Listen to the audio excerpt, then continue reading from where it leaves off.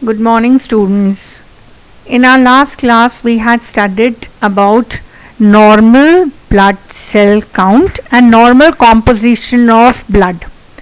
क्योंकि हम stem cell disorders कर रहे हैं and in continuation with our previous lecture आज हम पढ़ेंगे कि रेड ब्लड सेल्स के कौन से डिसऑर्डर्स होते हैं. तो जब भी रेड ब्लड सेल्स का I told you students normal count होता है 3.5 to 5.5 million. 3.5 to 5.5 million. Platelets and WBC का काउंट होता है in thousands. Red blood cells का काउंट होता है इन मिलियंस. जब भी ये काउंट बिलो नॉर्मल हो जाता है तो it results in anaemia and above normal हो जाता है then it results in polycythaemia. तो अनीमिया क्या होता है students? Reduced total red cell mass. Low count होता है तभी हम उसे अनीमिया कहते हैं. अब अनीमिया के क्या कॉजेज हैं students? Blood loss, red cell destruction, hemolysis या decreased red cell production. Because we are studying stem cell disorders तो हम वो अनीमिया पढ़ेंगे जो because of red stem cells होता है.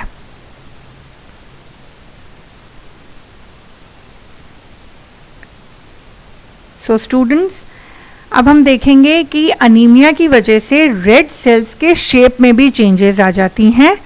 Macrocytic means red cells are abnormally big in size. Normocytic is normal size of red cells and microcytic is small red cells. What are reticulocytes? Reticulocytes are newly made red cells and their number is in the blood is proportional to the rate of red cell production. ये हमें याद रखना है RBC के लिए. Now, अगर red cells के shape में चेंजेस आती हैं तो कौन सा अनीमिया होता है स्टूडेंट्स? ये हमको देखना है कि ये देखिए ये नॉर्मल आरबीसी हैं जो बाइकॉन्केव डिश शेप होते हैं. ये नॉर्मल आरबीसी हैं. सिकल सेल डिजीज में हम देखते हैं कि RBC become half moon crescent shape. ये थैलेसीमिया है जिसमें फिर से आरबीसी का शेप चेंज हो रहा है. मेगालोब्लास्टिक अनीमिया जो विटामिन B12 की डेफिशिएंसी से हो रहा है इसमें चेंज हो रहा है. Iron deficiency, these are all haemolytic anaemia. Hereditary spherocytosis इसमें फिर से चेंज हो रहा है.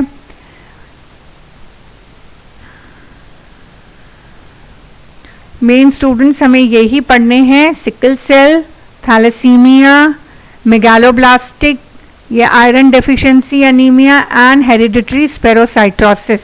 तो ये आरबीसी की जब शेप में चेंजेस होती हैं तो ये डिजीजेस हो जाते हैं. Sickle cell, thalassaemia, megaloblastic.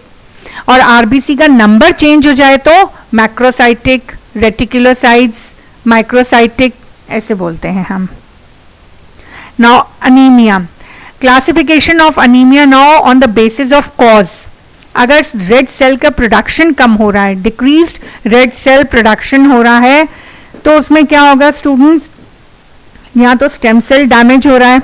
अगर स्टेम सेल डैमेज हो रहा है तो न्यूट्रोफिल्स एंड प्लेटलेट्स भी अफेक्टेड होंगे या फिर डिफेक्टिव रेड सेल मैच्योरेशन हो रहा है. ये तो फर्स्ट कॉज हो गया decreased red cell production. Second cause है increased red cell destruction, haemolysis जो कि मलेरिया में होता है. Intrinsic defect in red cell leading to shorten life span. अगर रेड ब्लड सेल की मेम्ब्रेन वगैरह में चेंजेस आ जाए तो उनकी लाइफ स्पैन 120 डेज से शॉर्टन हो जाती है. एक्सटर्नल फैक्टर्स होते हैं इन ब्लड और blood vessels destroy red cells. And third is blood loss. अगर स्टेम सेल डैमेज हो जाता है स्टूडेंट्स तो हमें पता है कि प्लेटलेट्स एंड ग्रैन्युलोसाइट्स भी अफेक्टेड होंगे क्योंकि इनका कॉमन स्टेम सेल होता है myeloid stem cell. Lymphoid stem cell से तो लिम्फोसाइट्स निकले, ये अलग है, B and T lymphocytes.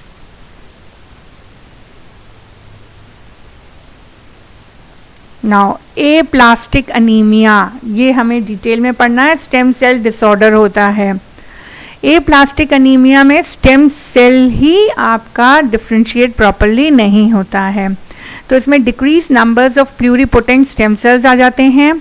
This happens due to viral infections, ionising radiation, cytotoxic chemicals या इडियोपैथिक। इडियोपैथिक का मतलब होता है ऑटो इम्यून डिसऑर्डर हो जाए। इसमें क्या हो जाएगा, बोन मैरो या तो एम्प्टी हो जाएगा या उसमें सेल्स का नंबर कम हो जाएगा, हाइपोसेल्यूलर।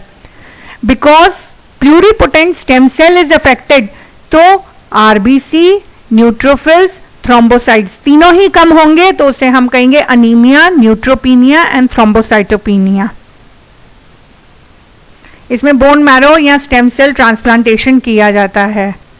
ए प्लास्टिक अनीमिया, ये देखिए बायोप्सी, ये ए प्लास्टिक अनीमिया में नॉर्मल में देखिए नंबर ऑफ सेल्स, और ए प्लास्टिक में hypocellular, number of cells will decrease.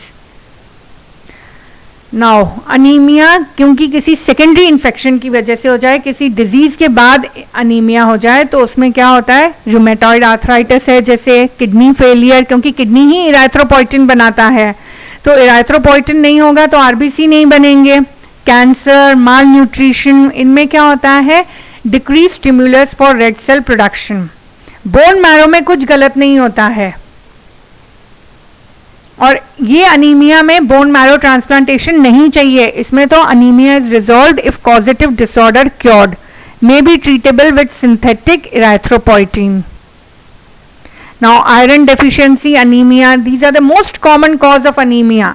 Iron deficiency anaemia, decreased red cell production होता है इसमें डिक्रीज रेड सेल प्रोडक्शन है और साइज बदल जाएगा, माइक्रोसाइटिक हो जाएंगे, small cells due to decreased haemoglobin production. ये प्रेगनेंसी में हो सकता है, पुअर डाइट में हो सकता है। इसमें आयरन लेने से सब ठीक हो जाता है। आयरन डेफिशिएंट स्मॉल, ये देखिए पेल सेल्स होते हैं और नॉर्मल सेल्स ये रहे।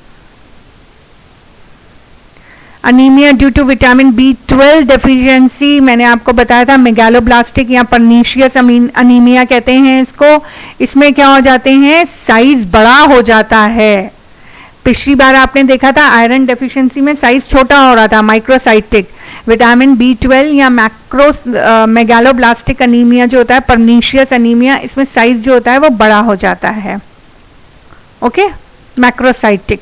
B12 चाहिए। It is usually due to poor absorption of vitamin rather than poor diet. Iron में तो डाइट पुअर होती है, इसमें पुअर एब्जॉर्प्शन ऑफ विटामिन होता है। क्यों होता है, क्योंकि जो स्टमक होता है, स्टमक में कोई डिसऑर्डर हो जाता है तो जो स्टमक से इंट्रिंसिक फैक्टर सिक्रीट हो रहा है वो नहीं होता। जब तक वो इंट्रिंसिक फैक्टर स्टमक नहीं सिक्रीट करेगा तो एक्सट्रिंसिक फैक्टर यानी विटामिन B12 का एब्जॉर्प्शन नहीं होगा। विटामिन B12 के इंजेक्शन से इसको क्योर किया जा सकता है। Now thalassaemia, what is thalassaemia? Thalassaemia में स्टूडेंट्स, अभी तक आप आरबीसी में पढ़ रहे थे, डिफेक्ट था तो अनीमिया हो रहा था। थैलेसीमिया में क्या होता है स्टूडेंट्स, हीमोग्लोबिन में के प्रोडक्शन में डिफेक्ट हो रहा है। डिफरेंस है, आरबीसी में अगर कोई डिफेक्ट आ रहा है तो अनीमिया, थैलेसीमिया में हीमोग्लोबिन का नॉर्मल प्रोडक्शन नहीं हो रहा।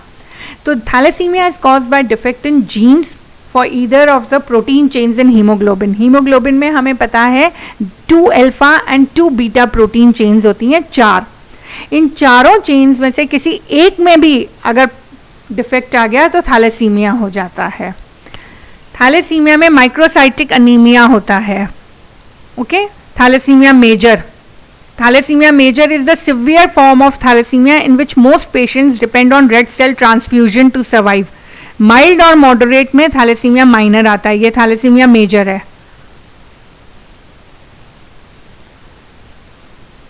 So students, अगर हम देखें red blood cells के disorders, तो हमें mainly कौन से disorders पढ़ने हैं? अगर कम है तो mainly there are 2 types of disorders. One is the anaemia, जिसमें रेड ब्लड सेल्स का काउंट जो है बिलो नॉर्मल हो रहा है। अगर रेड ब्लड सेल्स का काउंट अबव हो रहा है normal, then it is known as polycythaemia. Polycythaemia, in polycythaemia what happens is that red blood cells का काउंट तो अबव नॉर्मल है, but though red blood cells are not normal. जो circulating blood में आ जाते हैं वो आ जाते हैं रेटिकुलोसाइट्स। अगर हम फर्स्ट स्लाइड याद करें स्टूडेंट्स, तो हमने क्या कहा था, रेड ब्लड सेल्स के साइज के according they can be microcytic, normocytic जो कि नॉर्मल होता है, देन मैक्रोसाइटिक। मैक्रोसाइटिक आप पढ़ रहे हैं कि अनीमिया में हो जाता है। एंड उसके बाद रेटिकुलोसाइट्स आते हैं। रेटिकुलोसाइट्स क्या होते हैं? इमेच्योर। तो पॉलीसाइथीमिया वेरा जो होता है, जिसमें आरबीसी का नंबर बढ़ रहा है, उसमें सर्कुलेटिंग ब्लड में रेटिकुलोसाइट्स आ जाते हैं जो कि इमेच्योर आरबीसी होते हैं। थैलेसीमिया में आप पढ़ रहे हैं कि माइक्रोसाइटिक आ जाते हैं सेल्स आरबीसी, और मैक्रोसाइटिक किसमें आते हैं? परनीशियस अनीमिया में। वी हैव टू अंडरस्टैंड कि अगर आरबीसी के स्टेम सेल डिसऑर्डर्स आते हैं तो उसमें हमको बताना है कि anaemia, thalassaemia, and then we have to describe polycythaemia. इन 3 हेडिंग्स में हमको आरबीसी के स्टेम सेल डिसऑर्डर्स के बारे में डिस्क्राइब करना है। In the next class, students, we are going to study about white blood cell disorders.